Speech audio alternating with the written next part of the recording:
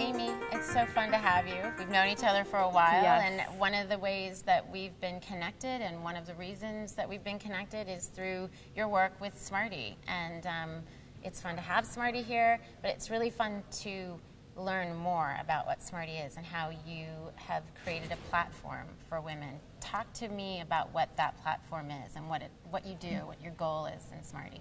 The platform is for women to connect in person. So for me, it's not enough to go to something and just have it be networking. Right. I want to go and learn something. I want to hear from people who are more successful than I am, or who have been down a ditch that I've not been down. I want to hear stories, and I think more and more women learn better through stories versus textbook. It's like, this is how I did it versus this is how you do it. And SMARTY was designed to give women a place to connect and a place to hear stories and a place to get tactical information about how to launch and grow a business with sustainable profits, and possibly with an exit strategy so that you can make some money and get out of it sometime. And one of the things I love, I think it's on your website, but talking about how it's not the woo-woo factor. Like, right. We're really here to connect with one another, but you can save the hand-holding and the crying for later. Not that that probably doesn't happen occasionally. Right. But we're women, we cry sometimes. Yeah. But I think it was one of my members who said, I don't need a drum circle or to sit around and cry. Yeah, and absolutely. I think SMARTY does represent a little bit more of an intellectual type of group. We have a lot of people who live in New York, live in LA, they go back and forth, a lot of creatives. And I think there's a sensibility that probably started with me being in the advertising and copywriting world, where I didn't want to talk to women only using pink, or I didn't, want to wear tiaras and boas, and it just, that didn't appeal to me, and I would never join a group like that. And it's nothing against those groups, because I think there's a tribe for everyone.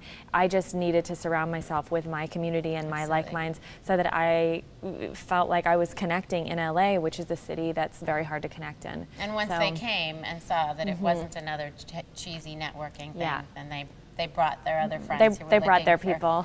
So tell me, you're in the middle of working with all these women all the time.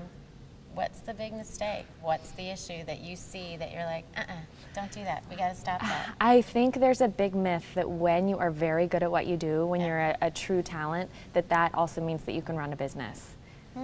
Talent and it doesn't. Not a newsflash. It's so different being really good at something and knowing how to run the day-to-day operations of a business, and getting your business license and payroll and insurance and projections and monthly goals. When you're, for instance, I am and was a writer. So I know how to do copywriting, I know how to create a tagline, ad slogans, but that means nothing when it comes to running a business. It's very different. So I think there's this illusion that I'm a great baker. I should start a bakery. You should, but you need to get some resources and some really good intelligence about how to do that, and probably a community or a coach around you. Exactly. Ding. Which brings us back to SMARTY. It does. Well, thank you so much for being here. Thanks for having me. It means a ton to me. I love what you're doing. Thank you. Very important. And I hope that all those women out there get connected through SMARTY. Yeah, Thanks. SmartyPeople.com. See you around the corner. Thank you. Yeah, SmartyPeople.com. Okay. Thanks. Bye.